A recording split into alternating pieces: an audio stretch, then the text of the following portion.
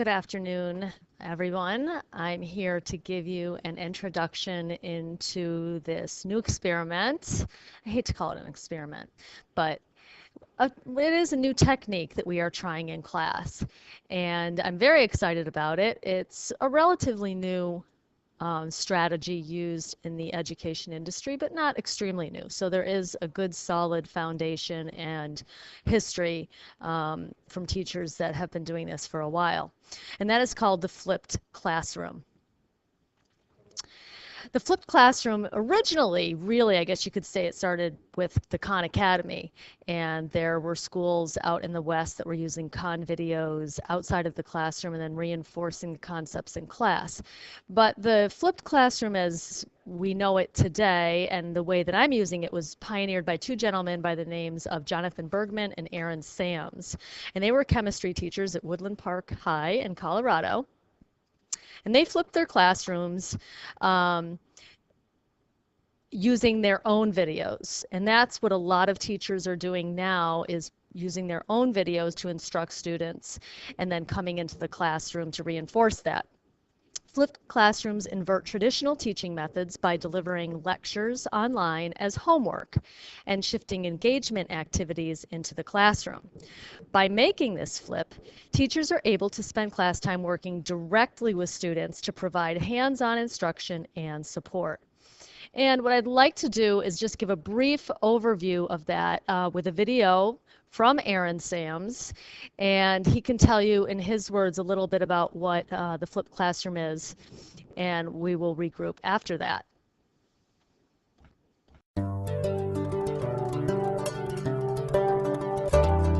I'm Aaron Sams, and I teach science here at Woodland Park High School. My ultimate goal, I guess, as a teacher is to help students become learners who can learn for themselves and by themselves.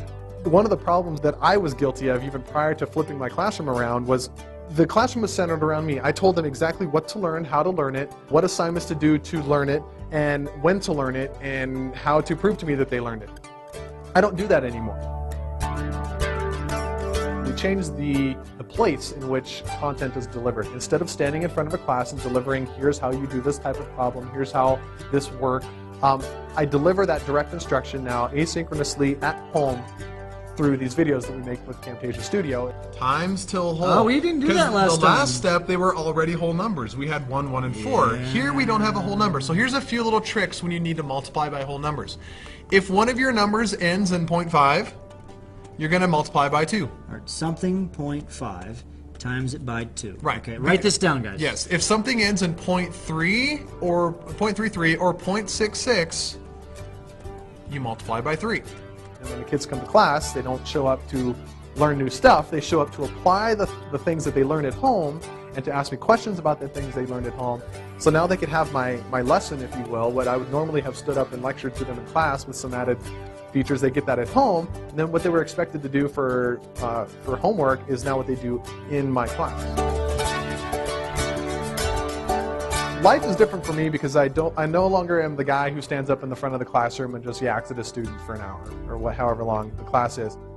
Now I walk around the class and I help kids. I'm a tutor, I'm a guide, I'm the putter-outer of fires, whatever it happens to be in my crazy chemistry class. I walk around and do that. I don't stand up front and teach under the kind of the traditional model.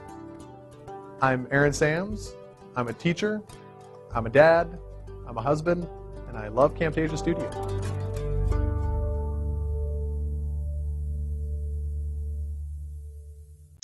So with that overview, I'd again just like to go a little bit more into depth on what the flipped class looks like and the advantages of a flipped classroom. So first of all, you have active versus passive learning.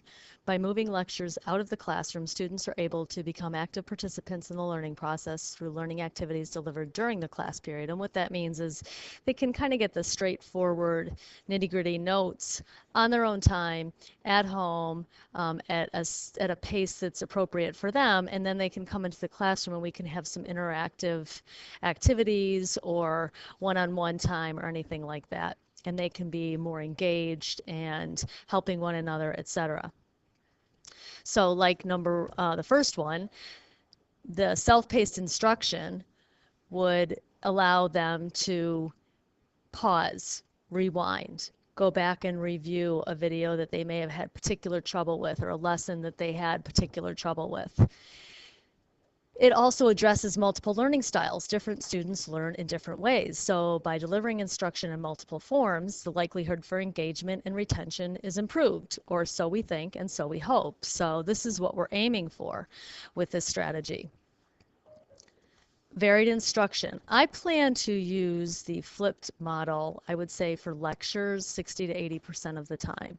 So overall classes in a 5-day week, 2 to 4, depending on the week and what we're doing and what we have planned. But you know, we're going to have multiple opportunities for different kinds of things, and kids learn in different ways. So hopefully we can address each of that.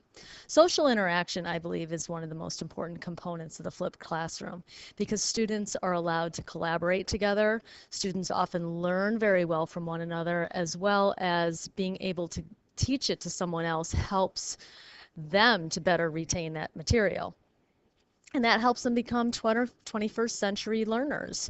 I think it's really important to have those skills of collaboration and teamwork and problem solving as they go forward. And not to do a disservice, we also have to look at the disadvantages of a flipped classroom. Non-universal accessibility. For one reason or another, not all students might be able to access online instruction.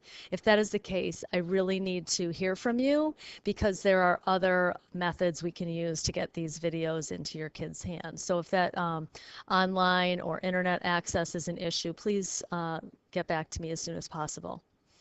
Additional time and effort. Creating online lessons and coming up with engaging learning activities for an entire class requires a significant amount of additional time and effort that some are not willing or able to commit. That is true. It definitely requires time and effort. And I feel that for me and for this class, it is best practice. It is, I think, definitely worth exploring and seeing how the kids do with it. So for me, it is worth the effort, and hopefully I will find that to be the case as we move forward. You should be hearing a little bit about their Whisk. This came home in the letter that I sent, and if you did not receive that letter, you can also find it here under the Flip tab on my webpage, and you can access that letter there. A Whisk is an acronym for Watch, Summarize, and Question, and that's what they're expected to do when they watch the videos. Let's face it, our kids are expert watchers. They are hooked up 24/7 to one electronic device or another, and they're good at watching. However, we need to get those skills of actually absorbing what they're watching. That would take the form of note-taking, summarizing, reflecting, and the last concept, which is questioning. That can be questions they have about the content or an idea or a question they might have as an extension. And that's what we get more into with the flipped classroom, and those are what we call hot questions or higher order thinking. That's our goal. We want to get these kids thinking about, well, what if this happened? Well, how do you know that this happens? Et cetera, et cetera. So that being said, this is somewhat of a venture, an adventure, and hopefully it will prove to be a fruitful one. I am putting a plea out there to please get back to me with your feedback, whether you're finding that it's helpful or actually not as helpful as we both would have hoped, or if you have any suggestions for how to make it better. So thanks for watching, and hopefully we'll be in touch. Good night.